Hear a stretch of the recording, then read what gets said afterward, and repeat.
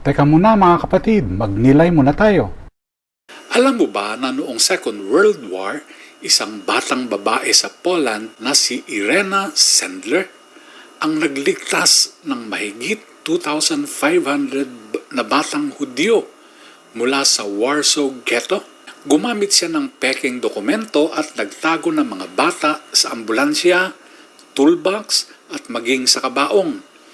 Hindi siya sundalo o pinuno, isang simpleng babae na may puso ng isang ina.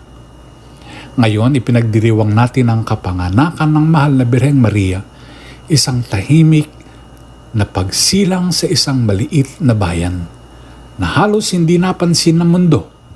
Ngunit sa kanya nagmula ang tagapagligtas.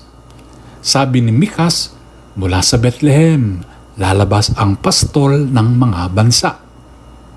Sa Ebanghelyo, narinig natin ang tala ng angkan ni Maria.